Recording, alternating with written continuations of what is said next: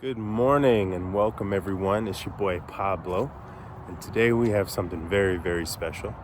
I did a thing, a damn good thing, in my opinion. I think so. We're gonna talk about it today, and that thing is this. That is right. Your boy sold the Jetta GLI. So for those wondering, why did I sell my Jetta GLI? Well, there's a couple reasons. One, I'm getting older. Well, before you guys go into the fact, I've heard this before, Jetta GLIs are, a young man's car or something you would buy for a kid, or, you just haven't quite matured yet. I wouldn't go that far. The Jetta GLI was a great car, and I've met, I don't know how many people over the last 5 years since I had the car, that were young or old, whether they had a Jetta GLI, whether they had a GTI, it doesn't matter. They were all different age categories. Everything from just a daily commuter to 400, 500, 600 horsepower versions of these cars. They were fantastic. But for me, I wanted something. Well, the main reason why I sold the car was mileage was getting up there. It was an eventuality that the cost of maintenance was gonna catch up to me. And whether or not I wanted to spend the thousands of dollars up front to fix it, even with a lot of the little things that I could have done myself. And I had done a lot of stuff on that car. I contemplated on whether or not I wanted to spend the money up front. So that was the first thing. The second thing was I commute 64, 65 miles a day, Monday through Friday. And the amount of miles that I was accumulating per week, including the weekend as well, was, a lot. And so driving stick shift in Atlanta traffic is not fun. It is not fun. For those who have been to Atlanta, those who live in Atlanta, it's tough. Traffic, especially in COVID times, it's tough. And so, it just got tiring. It's cool for the weekend, but, 7 days a week driving stick. Yeah, in your 20s, it's fun, when you're young and you don't give a shit about the world and responsibilities just aren't there. The thrill of driving the stick, a stick, is, it's not as balanced as when it's not. So, it got tiring, and I just didn't want to do it anymore. And I wanted something a little different. I wanted something a little more grown up. But also on top of that, I had an opportunity to get one of my dream cars. It's a 2015 BMW F30 335i Sport Package. The 3 Series has been a staple point in the men in my family. Both my dad and I have an uncle, my grandfather, have all driven BMWs, have all experienced what it's like to own these cars. The enthusiasm in the vehicle, the performance of the car, the luxury of the car. They've all driven these cars.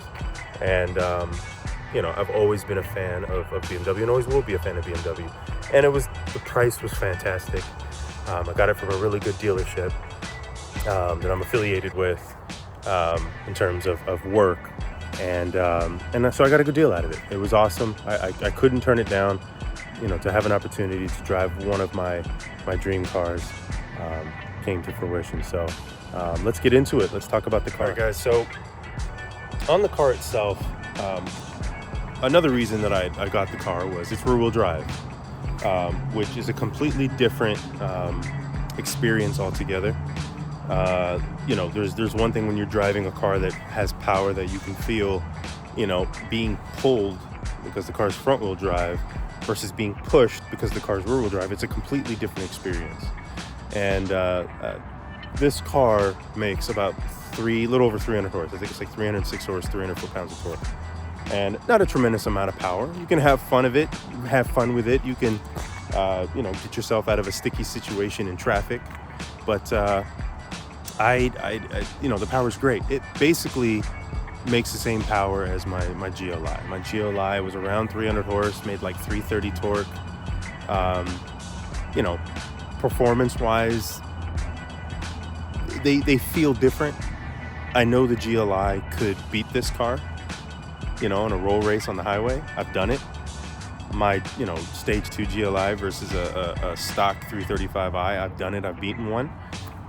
But again, the experience of the power is different. This car actually feels faster.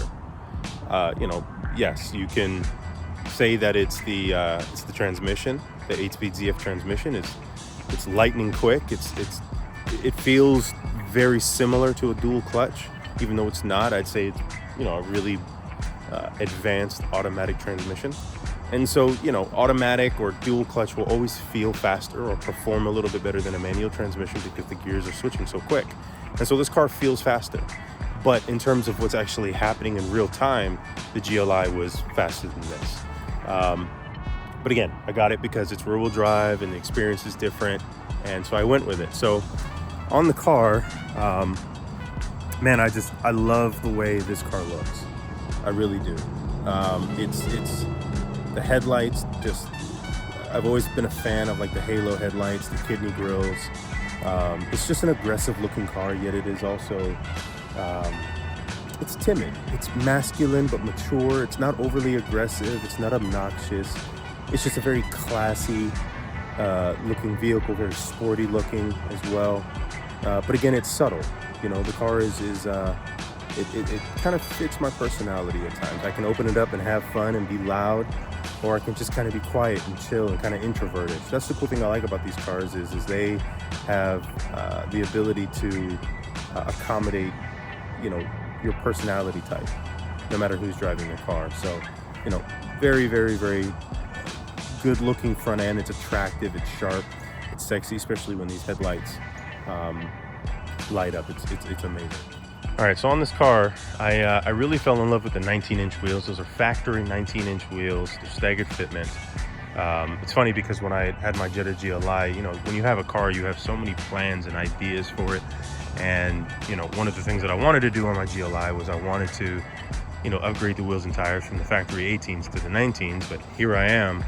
I own a car now that has factory 19s, and it's just perfect. I've seen people run 20s on these. I am definitely not going to put 20s on this car. It's not going to happen. It's just, if anything, what I'll do is I'll end up lowering the vehicle, maybe an inch. Not much more than that. I don't want to beat up the shocks too much. But I do want to lower the center of gravity. I do want to, increase the handling performance a little bit, and obviously, closing that truck gap, as they call it. It's aggressive looking. It looks good when a car is tastefully lowered. Tastefully is the key word. I'm not going to be slamming this vehicle. I'm not going to be, stancing it out and static. I'm not doing any of that. I'm too grown for that. But I do want the car to look a little more aggressive, a little bit more performance arranged. And, that's one of the things that I'm going to do to this car, is lower it and kind of give those 19-inch wheels. It'll actually make the wheels look a little bit bigger because the wheels will make better to the image of the car and lower that wheel gap and kind of put more emphasis on the wheels too. So, soon come. We'll get that done. So on the back of this vehicle, I'm gonna be honest, guys. When this chassis first came out, the F30, I wasn't a big fan. I think it's just more the lines.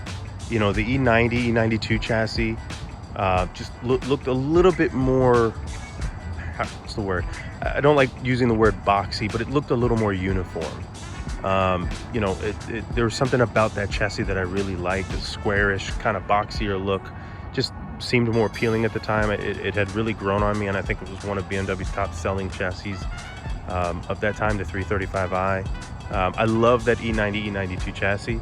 And so the F30 at first, when it came out, I just thought it was a little too angular, I don't know if angular is the right word, but the design of the front end, it was too pointy, it was too sharp looking. To me at that time, years ago when this came out, I thought it just didn't look as masculine. I figured like it kind of had a cutish look on it at first. It didn't grow on me very well.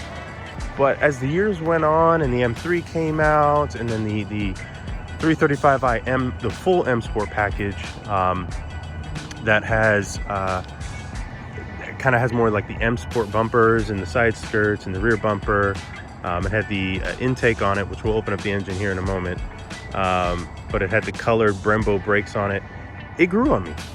I thought it looked good. And so after a while, the F30 really did grow on me. But even then on the car, one of the things that will always be attractive to me will be the rear end. Shawty got a nice ass on him, real nice. But you know, the dual exhaust is just, it never gets old. It never gets old. BMW offered a package to where you could change the tips, the muffler tips, to like this gunmetal kind of black tip kind of thing to blend in with the paint. This color, I can't remember the name of the color. I think it's like a graphite gray or something like that. It's pretty common amongst the 335i, the F30s. And so the tips basically kind of color match to the car, which I kind of like. Kind of provides a little bit of subtlety to it. And at night, the car actually looks like a really dark gray, almost looks black, which is nice at night. But overall, just the rear end, I love. I put those side window vents on last weekend. I've done a video about installing those on my Jetta GLI, which I think I still need to post. So I'll have that up. But yeah, I mean, this rear end is very attractive. Yeah, just a really nice, clean looking rear end. And exhaust wise, I don't think I'm going to really do anything. I may do a muffler delete, but the overall style of the tips will pretty much stay the same. But yeah, that's that. All right, guys, super clean engine bay. I got the car with about 40,000 miles on it. The N55 motor, very similar to the N54. This is a single turbo twin scroll, whereas the N54 was basically a twin turbo. The motors are kind of the same. There are some small differences. The intake placement is a little bit different. The overall engine itself, the actual block itself, the N54, I believe, had forged internals, whereas the N55 did not. So, you know, from a higher performance standpoint, the N54 is a better engine to mod and build. But for me, from a reliability standpoint, the N55 as a daily driver, you know, maybe on a stage 1 or stage 2 tune, would be a better car, in my opinion. But the N55 I really liked, because what BMW had done with the N54, you know, that was like, I believe, one of the first turbo engines they had done in like 20 or 30 years. And so, you know, not having all that time of engineering and research, you know, something has to give. And so the N54 was deemed a very unreliable engine, everything from turbo seals going, turbos going as a whole, to major gasket failures and misfires and just all kinds of problems with the N54, which unfortunately fed into the stereotype that BMWs are increasingly more expensive to maintain, which in some aspects they are, or just overall that they're unreliable, which reliability is relative, right? So a lot of the small issues BMW worked out and debuted the N55. I already know that there's going to be some small things I'm going to have to do over the next few years, or in the next few years, which would be things like the valve cover gaskets. BMWs are known to leak from there. The oil filter housing gasket, also known to leak from there. So I'll be replacing those myself. That will save me thousands of dollars. On top of that, I will be doing my own oil changes, which I've done pretty much in every car I've ever owned. So I'm looking forward to that. But overall, the engine bay is pretty clean, a little cluttered. This engine cover right here, I'm glad it's on, because it is just not very clean. I think when it comes to straight sixes, people are so used to seeing 2JZs and pretty much Japanese straight sixes, which are pretty clean. The valve cover's pretty clean. A lot of the plumbing is off to the side.